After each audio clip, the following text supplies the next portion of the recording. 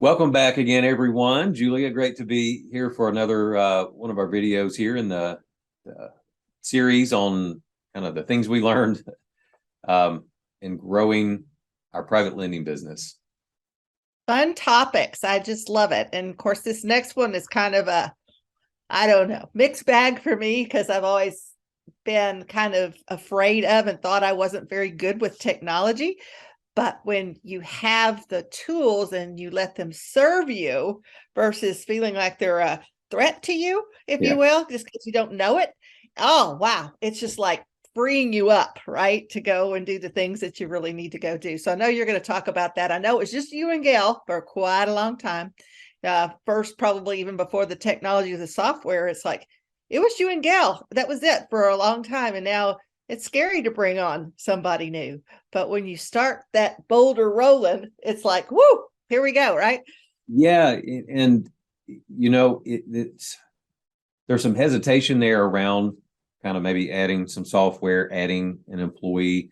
But I got to tell you, when we went from using, just the spreadsheets and the checklists and the fillable PDF that we mentioned a couple of calls ago, once we got into a software, now it's got the online loan application. So it looks more professional, right? We tell our borrowers, hey, here's where you can come do a quick app. It flows right into our system. We can get back quickly to them with a quote. And it just elevated the professionalism, but it did make it easier, right? Like you're saying, the technology should be there to serve us. And there was a learning curve, right? And we didn't know really where to start with software. We looked around a bit and, fortunately staying networked with people. Actually, it was Edwin Epperson who we. Oh, yeah. When we we made friends with him in the private lending training. And so we're in Alabama. He's in Florida, relatively close. We kind of stayed in touch, and he had a software that a guy out of Miami had originated. And so he told us about that. We were looking at it, ended up going with that software. And so then we didn't have to have the fillable PDF anymore. Yeah. Checklists now were built in and called workflows within the system. We had automated emails that could go out to tell our borrowers about next steps, and we could let our money partners know what's coming next. So definitely a learning curve there with a new software. There's a monthly fee that you have to pay for it, but wow, that was a game changer for us to be able to shift away from doing all of that stuff by hand. That's mistakes get made when you have something like that doing it, right? So it's going to automatically, systematically give you the information that you need, and there it's more error free, if you will. Yeah. And so we really enjoyed it once we got over to the backside of it, saying we've learned it now. We've got all of our checklist built into it. So we mentioned the checklist earlier. I will say what a huge benefit of already having all those steps written up, because now to build the workflows, it was just, here are our steps, it's kind of copy and paste them over to get it built. But then as the volume grows, even though the software did save us time, we still needed to add someone to help in the business. We had to have a people help. Have some people. Yeah. And I know we're going to get there. I have, obviously I've coached, I've talked with, I've worked with just lots of great real estate investors over the years. And one of the things that people have a real stumbling block with is hiring team members, right? Whatever that is. I know the acquisitions person is a huge, mental block for people. We feel like we got to control all these different pieces, but at the end of the day, if we get somebody good on our team, and we're going to talk about this a little bit later, the operations on our fourth one, but if you can delegate to elevate yourself, then you're also elevating your systems and your people to get more really solid work done. Yeah, and so two factors there that come in with that first hire. One, it's around the paying them. Is the business going to be consistent to pay them? And number two, the trust because of the, in any industry, you need some trust, but especially in private lending. So for that first hire, we went with trust over experience, and we hired a family member, Ashley. She's a niece married to my nephew, and she She's did not come in incredible. with a background in lending. She didn't, she didn't have the real estate background, but very smart, very trustworthy, very trainable. And so we showed her what to do, right? Loan processing was that first gap that we needed to have filled in. And it was a step to say, hey, we're going to pay you to do this. But one kind of tip that I would give people is remember that bringing someone on, it doesn't have to be full time. It can be part time. It can be flexible hours. You can pay somebody on a per closing basis more heavily than on just a guaranteed monthly, right? So those were some things that helped the breakthrough for us to be able to take that step. Well, and you made another point there too, is it's almost more important to get somebody who has the mindset and the willingness to learn and be open to all these new things versus them already having that knowledge base, because they can go learn the knowledge base. They can't learn the mindset and the culture fit that is even more important when you're bringing somebody. They need to have the same ideas that you have about growing your business, delivering. I mean, the first loan that I did with her, I was like, wow, she is like customer focused, and she loves people. And it's just like, I felt so good about her doing the work for me because she was so dependable and trustworthy. And, she sounds like a Boy Scout, right? But it's like, those are kind of the things you go look for, right? Exactly. Yeah. And she's just a couple of years in, and you probably would never know that she didn't have many more years of experience in real estate and private lending. The fact that she So was a school teacher helped her.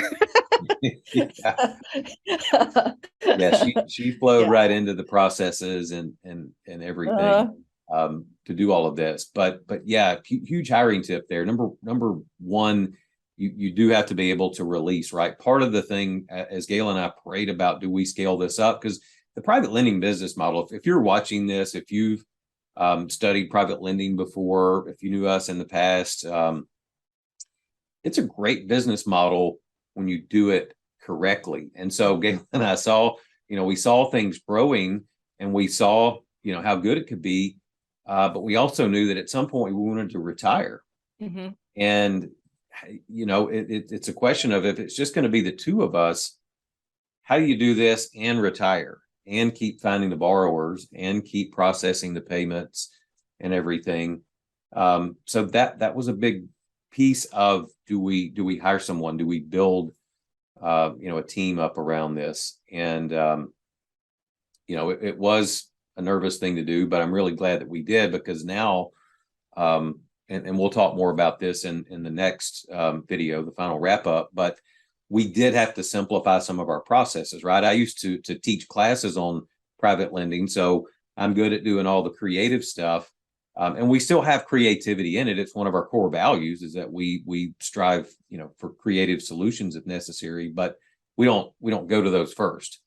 And if it's a really oddball deal, we would refer that to somebody else. So in being able to train other people, and right, that was our first hire. Now we've got a whole team that we'll talk about on the next video, but it really pushed me to not only have checklist of things, right, but also to kind of not let every deal be a creative new thing on its own, but to give more guidelines around, everything that we do, so that now our person that does originations, it's pretty easy to train them to our guidelines for good conservative loans, And if you're given a tip for what you looked for, besides the referral from Eddie, we used to call him, then what would that tip be as you're looking at different software programs and technology? What are the key pieces that need to be in play? Yeah, I'm glad you asked that, because we just went through changing to a new software that we're going to talk about a little bit more later. And it was painful to go from the first software to the second, even though they did essentially a lot of the same things. How the screen looked, where you find certain things, our support team was different. So if you can get the right one to start with, if you are going to do this and you're going to scale up, looking further ahead. So here's the crux of what happened to us. We got this software. It's great at doing the front end part of getting the application in, processing everything, getting the loan closed. After that loan closes, then you've got to take in your borrower payments and you got to pay out all your money partners. That's called servicing. This software did not have servicing. It said, hey, this is coming soon. This is something that we're working on. But the first year, the second year, the third year, they never rolled it out. And we got up to 10, 20, 30, 40 plus loans on the books that we're servicing. And we had to have the software, right? Just QuickBooks and spreadsheets wasn't doing it anymore. So the tip I would say is get something that you're going to be able to use longer term. Make sure it has those capabilities, that things that you don't necessarily need today, because that was a pretty big transition to rebuild everything we had in the first software over to the second one. At the end of the day, though, at some point, if you really are going to grow a business, and it can be an add-on to your current real estate investing business, doing the private lending business, obviously it's all part of the same circle, is hiring. Don't be too afraid to hire the right people, because when you're ready for that, it is a bit of like taking your first kiddo to college, right? And trusting that they're going to be okay there, and you got to do that, let go. But it's so valuable and so important to freeing you up to go do the things that are really important for the business, and allowing somebody else to shine in that function as well, as far as the team member. And of course, we all know we live in an age of technology. Having that right technology to work for you and serve your business is super important as well. So yeah, you're right. And it has been a joy to see Ashley, our first team member, and the other ones that have joined since then, to see them come in and thrive in this environment. And we used to be kind of at one loan a month, or occasionally we get to two.